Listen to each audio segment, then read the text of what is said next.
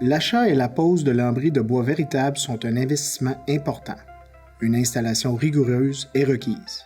Le non-respect des exigences d'installation et de pose et des codes du bâtiment peut affecter la performance du produit et mettre en péril la garantie Mebec. Ce vidéo présente les principales sections du guide d'installation du lambris Mebec EN+. Il est cependant primordial de lire au complet le guide d'installation fourni par Mebec. Le lambris Mebec EN+ se met en place aisément et rapidement grâce à un système de rainure et languettes tout à fait innovateur qui vous permet de fixer solidement le haut et le bas de chaque planche, mais également ses deux extrémités. Les joints peuvent tomber entre deux lattes sans problème. Vous n'aurez donc presque plus de coupe à 45 degrés ni de retouche aux extrémités, ce qui représente une économie de temps appréciable. De plus, le système de fixation invisible élimine pratiquement tous les clous apparents. Avec le lambris Mebec EN+, la pose s'effectue plus rapidement et plus facilement que jamais. Vous réduisez les pertes et obtenez un fini digne d'un professionnel.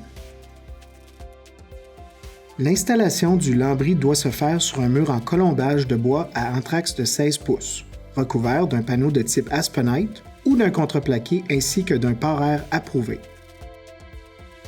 Finalisez la préparation du mur en installant des lattes de 1 par 3 minimum, séchées dans un séchoir et fixées dans les colombages selon les exigences des codes du bâtiment en vigueur dans votre région. Les lattes sont essentielles afin de créer un espace d'air, ce qui permettra une évacuation adéquate de l'eau infiltrée et empêchera le revêtement de vieillir prématurément. Installez des rubans d'étanchéité en périphérie des portes, fenêtres et autres ouvertures de façon à créer une continuité avec le pare-air et assurer l'intégrité de l'étanchéité du mur. Posez des solins métalliques au-dessus des ouvertures et aux endroits où il est nécessaire d'évacuer l'eau de la surface du mur. Afin de contrôler l'humidité, d'assurer une bonne ventilation et réduire le contact avec les végétaux, le revêtement doit être à au moins 8 pouces au-dessus du niveau du sol. Il ne doit pas être en contact direct avec le sol. Utilisez la moulure de départ métallique afin d'assurer la ventilation adéquate du mur et contrôler l'intrusion des rongeurs et de certains insectes. Cette moulure est conçue uniquement pour l'installation du lambris à l'horizontale sur un mur avec latte de 1 par 3 au 16 pouces centre. Elle doit être continue tout autour du bâtiment en incluant les coins intérieurs ou extérieurs. S'il y a une latte posée horizontalement, il faut la retirer, sans quoi la ventilation du mur ne sera pas possible. Il faut ajouter des morceaux de latte d'environ 12 pouces de haut. Posez la moulure de départ métallique directement sur les lattes. Les lattes doivent toucher la base de la moulure. La moulure de coin et le lambris inséré dans la moulure métallique doivent être à la même hauteur. Si vous n'utilisez pas la moulure de départ métallique, consultez le guide d'installation Mebec EN+. Pour les rangs subséquents, serrez les planches les unes contre les autres dans le sens de la longueur avec un jeu maximum de 1/16e de pouce. Il est aussi possible d'effectuer un ajustement sur la hauteur jusqu'à un maximum de 1/16e de pouce en prenant garde que les agrafes ne deviennent pas visibles. Si vous devez, en cours de route, ajuster une planche de plus de 1/16e de pouce, clouez le bas de la planche. Afin de ne pas abîmer les tenons ou languettes, utilisez un bloc de revêtement de 3 pouces de hauteur et d'une longueur correspondant à la partie visible. Comme guide de bureau, retournez le bloc à angle de 90 degrés. Le bloc devrait être égal à la surface visible. S'il existe un espace, vous devez enfoncer la planche davantage. À tous les 3 ou 4 temps, vérifiez l'alignement avec un niveau et ajustez la planche en conséquence. Un écart en hauteur de 1/16e à 1/8e de pouce entre les planches est considéré normal.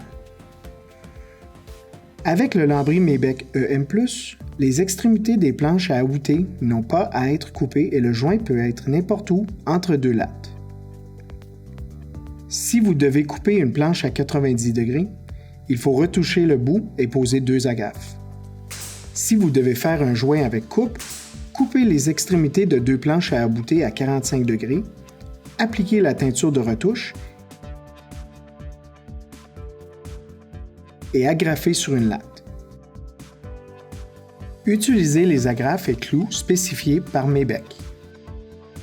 L'utilisation du guide Mebec EM+, pour agrafeuse est fortement recommandée. Positionnez l'agrafe sur la ligne d'agrafage du profilé. Si elle est installée plus haut, l'agrafe risque de briser la languette de bois. Si elle est plus bas, elle sera visible sur le mur. Il est important de bien appuyer la planche de lambris sur la latte avant de la fixer.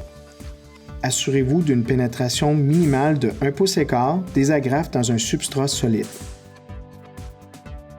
On utilise 2 agrafes centrées sur chaque latte à un angle de 20 degrés et l'espacement entre les 2 agrafes doit être de 3/4 pouce minimum.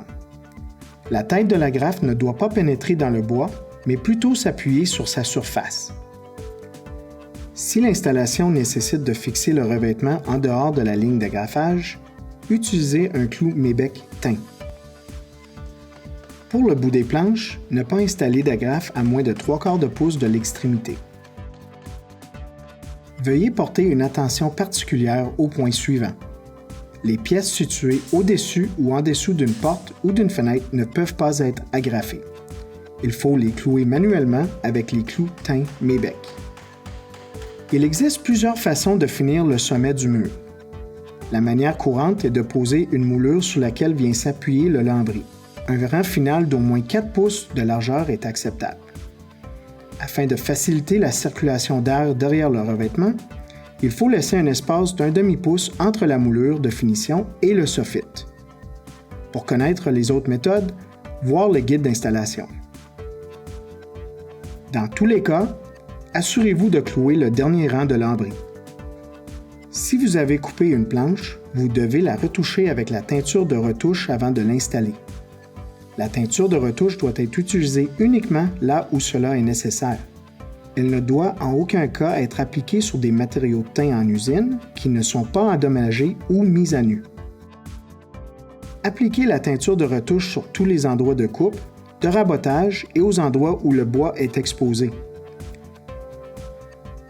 Retouchez ces parties même si elles ne sont pas visibles une fois le revêtement posé sur le mur. Pour retoucher le lambris teinte naturelle, utilisez les applicateurs de retouche Mebec. Il vous faut 2 bouteilles pour les retouches, une bouteille pour les coupes et une bouteille pour les têtes de clous.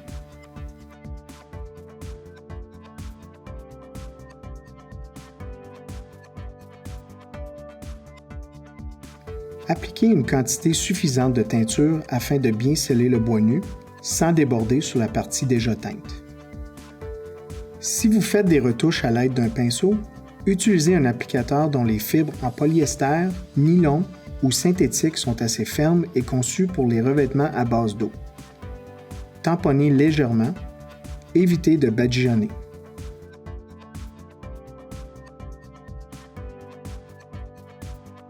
Pour faciliter l'installation des pièces de bois et leur emboîtement dans un pignon, coupez les bouts selon l'angle du pignon. Si vous utilisez une moulure de coin, une coupe à 45 degrés facilitera la mise en place de la pièce tout en minimisant le jeu nécessaire et réduit la dimension du cordon de scellant. Afin d'assurer une performance optimale du produit, assurez-vous que les directives concernant les endroits propices à l'accumulation d'eau sont bien suivies. Celles-ci comprennent l'espace à respecter aux jonctions lucarne-toit, la pose de solin et l'utilisation de scellants pour toute surface horizontale plane, les retouches, la finition au sommet du mur. Prévoyez un espace libre d'un minimum de 1 pouce des structures horizontales adjacentes, exemple, terrasse, muret, moulure. Comme tout produit d'extérieur, les revêtements sont sujets à l'accumulation de diverses substances organiques ou inorganiques. C'est une réalité naturelle à laquelle on doit s'attendre. Il est donc important de surveiller régulièrement l'apparence de vos revêtements pour en assurer la longévité. consultez le guide d'entretien MEBEC sur notre site web mebec.com. Pour toute question, n'hésitez pas à communiquer avec nous au 1-800-363-1930.